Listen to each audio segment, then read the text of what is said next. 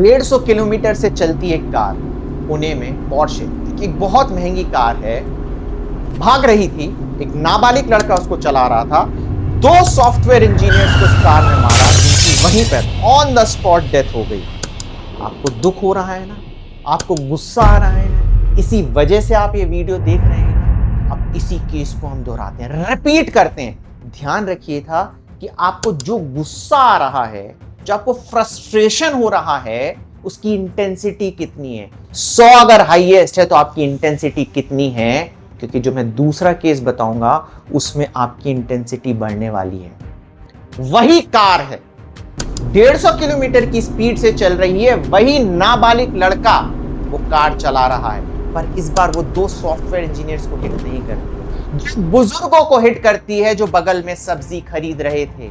और वो बुजुर्ग कौन है? आपके माँ बाप। और उनकी ऑन द स्पॉट वहीं पर ही डेथ हो जाती है। आपके माँ बाप हैं। अब आप बताइए कि किस इंटेंसिटी से आपको गुस्सा आ रहा है, किस इंटेंसिटी से आपको फ्रस्ट्रेशन आ रहा है।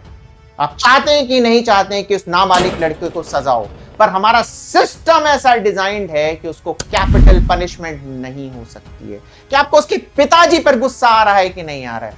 आपको लग रहा होगा कि यार ये तो मनगढ़ंत कहानी है, ऐसा हो सकता है क्या? आपने तो एक हाइपोथेटिकल केस बना लिया। मेरे दोस्त के साथ ऐसा ही हुआ है। पोर्शे ने नहीं मारा उसको, परंतु मेरे दोस्त जो कि एक सॉफ्टवेयर इंजीनियर है और नेदरलैंड्स में है, उसकी वाइफ प्रेग्नेंट थी। उसी समय उसके पिताजी आज से 10 साल पहले खंडवा शहर में, मध्य प्रदेश में एक शहर है खंडवा, वहां पर सब्जी ले रहे थे एंड एक ट्रक वाले ने उनको मारा और ऑन द स्पॉट उनकी डेथ हो गई।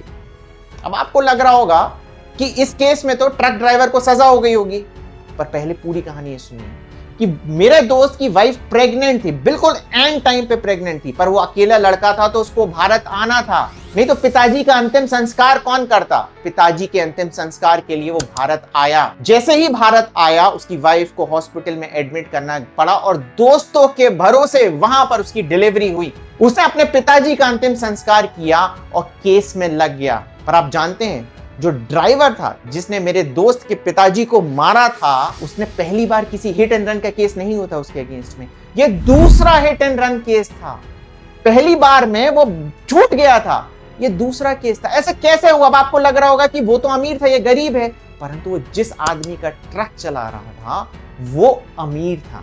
एंड यहां पर अमीर और गरीब की आप डेफिनेशन देखेंगे कि अब इसी केस को मानिए कि अंबानी के लड़के ने अगर ये जो वेदांत अग्रवाल है इसकी कार पर मारा होता तो कौन अमीर होता? यहां पर अंबानी अमीर होता और वो दबा देता इस केस को। तो हमेशा ऐसा ही होता रहा है, एक अमीर एक गरीब को दबा देता है। वहां पर वेदांत अग्रवाल दबाने की कोशिश कर रहे हैं और यहां पर मेरे दोस्त के केस में कुछ भी नहीं हुआ। उस ड्राइवर को आज भी कोई भी सजा नहीं हुई, क्योंकि जो हमारा सिस्टम डिजाइंड है इस तरीके से डिजाइंड है कि ये निकल जाते हैं। अब हम पुणे पोर्शे वाले केस में आते हैं। ध्यान रखिएगा, 2 सॉफ्टवेयर इंजीनियर्स की डेथ हुई है, पर उसमें से हो सकता है कि आने वाले समय में ऐसा कुछ हो और आप जिन 2 व्यक्तियों को सबसे ज्यादा चाहते हो उनमें से किसी एक के साथ ऐसा हो रहा है। ये ध्यान में रखकर वीडियो आगे देखिएगा कि उस पर हमारा सिस्टम ऐसा डिजाइंड है, क्योंकि वो जुवेनाइल है, 18 साल से कम है, तो उसको सजा नहीं होगी। अब आपको गुस्सा आ रहा होगा कि यार ऐसा सिस्टम है ही, क्यों हटा दिया जाए?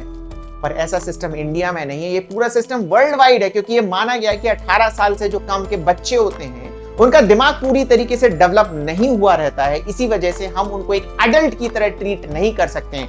हम उनको वो कैपिटल पनिशमेंट नहीं दे सकते हैं बच्चों को जो हम बड़ों को देते हैं। फिर आपको लग रहा होगा कि भाई साहब ऐसा सिस्टम होना चाहिए कि फिर उनके पेरेंट्स लायबल हों, पर ऐसा सिस्टम कहीं पे भी नहीं है। इसलिए इस आग को जलने देना है हमें, क्योंकि हमें सिस्टम को चेंज करना है, क्योंकि हमें किसी को अकाउंटेबल बनाना पड़ेगा। अभी वेदांत और उसके पिताजी को सारी चीजें पता थी। जैसे ही ये केस हुआ था, 3 घंटे के अंदर वहां का लोकल एमएलए उनके पास पहुंच गया था और पास में पोर्शे तो खड़ी थी जिसने एक्सीडेंट किया था, बगल में 2 मर्सिडीज भी थी जो वेदांत को पिज्जा देने के लिए गई थी, क्योंकि अमीरों के साथ ऐसा ही ट्रीटमेंट होता है। वेदांत नशे में था, ये तो आपको पता ही होगा, वो शराब पी रहा था।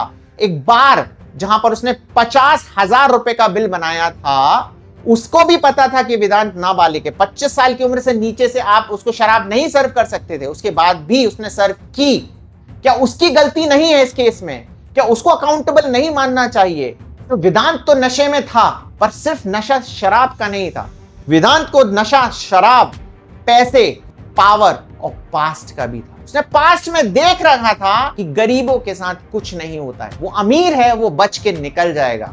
नीलेश तिवारी का तो मैंने एक एग्जाम्पल आपको बताया ही बताया, जो कि आपने सुना ही नहीं है, पर जो सबने सुना है सलमान खान का केस। ऐसे और भी पास्ट में आप सर्च करते हुए देखोगे, मैं स्क्रीन पे लगा दूंगा, इतने केसेस हुए हैं जिसमें हिट एंड रन केस में कुछ ना कुछ कारण से ये लोग बच जाते हैं और गरीब को अपना मुंह बंद करना पड़ता है। क्यों बंद करना पड़ता है? क्योंकि वो कितना लीगल फाइट करेगा, मेरा दोस्त कितने दिन तक इंडिया में रुक कर केस लड़ पाएगा, जबकि उसको पता है केस हारना है, उसको अपनी बीवी के पास वापस जाना है, उसको अपने बच्चे को देखना है, ये सारे काम भी करना है कि यहां पर आकर केस लड़ता रहेगा। इस वजह से जो गरीब हो जाता है वो चुप हो जाता है, पैसे कुछ पैसे उसके मुंह पर मार दिए जाते हैं, वो चुप हो जाता है।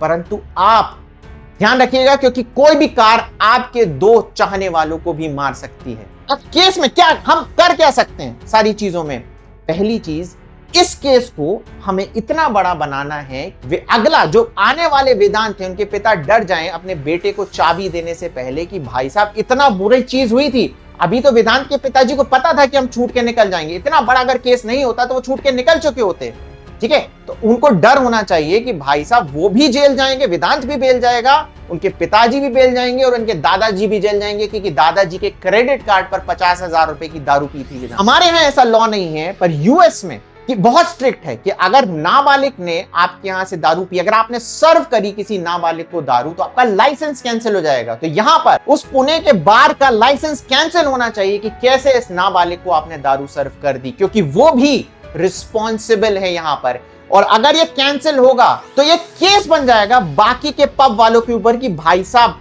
50,000 का छोटा मोटा प्रॉफिट तो तुम अभी कमा लोगे, पर इस चीज से तुम्हारा लाइसेंस कैंसिल हो जाना चाहिए। उन पब वालों पर भी ये डर होना चाहिए। दूसरी चीज, पब दारू पिलाता है तो पब की जिम्मेदारी है कि वो दारू पीने वाला गाड़ी चलाएगा कि नहीं चलाएगा। आपको लग रहा होगा कि ये कैसे है? भाई यूएस में ऐसा है, अगर आप पब जाते हो, दारू पीते हो, अगर बारटेंडर को ऐसा लगता है कि आपने ज्यादा दारू पी ली है, वो उसकी जिम्मेदारी होती है कि बंदा कार ना चलाए, उसको टैक्सी से घर पहुंचवाता है। ये यूएस में ऑलरेडी है और हमको फॉलो करना पड़ेगा। कैसे फॉलो होगा? अगर इस तरीके के केसेस होते हैं तो लाइसेंस कैंसिल होगा। तो जब पब वाले डरेंगे तो ये सारी चीजें कम होंगी। और जो जुवेनाइल लॉ है उसमें भी हमें कुछ स्ट्रिक्ट कदम उठाने पड़ेंगे कि भाई आपके बेटे पर तो हम कुछ नहीं कर सकते हैं, पर आपके ऊपर भी कुछ ना कुछ ऐसी कार्रवाई होगी। आगे आने वाले सारे वेदांत के पिता सतर्क रहे वेदांत को चाबी देने के लिए। तो ध्यान रखिएगा, ये सिर्फ एक केस नहीं है, इस तरीके के अनगिनत केस हो चुके हैं, होते रहते हैं। आप बाकी के लोग कमेंट करना कि ऐसे कितने केसेस आपके यहां हो चुके हैं जो कभी मीडिया में आए ही नहीं, जैसे मैंने नीलेश तिवारी वाला एग्जांपल बताया था। तो ऐसे केसेस रोकने के लिए हमें बहुत ज्यादा सख्त कानून की जरूरत है। और आज हमारे सामने एक केस है, 2 लोग गए हैं, पर उनकी बदौलत एटलीस्ट हम अपने पॉलिटिशियन तक ये आवाज पहुंचा पाए कि नहीं, अब ये आगे नहीं चलेगा। पहले चल गया था, अब आगे नहीं चलेगा। आपको कानून में बदलाव करना पड़ेगा। आपको वेदांत अग्रवाल और उनके पिताजी के मन में डर पैदा करना पड़ेगा। आपको उस पब ओनर के मन में डर पैदा करना पड़ेगा। आपको उस ट्रक ड्राइवर के ओनर पे डर पैदा करना होगा कि आगे से ऐसी चीज ना हो। पास्ट को तो हम नहीं बदल सकते हैं, पर फ्यूचर को आपको बदल सकते हैं। आपको आवाज उठाना पड़ेगा।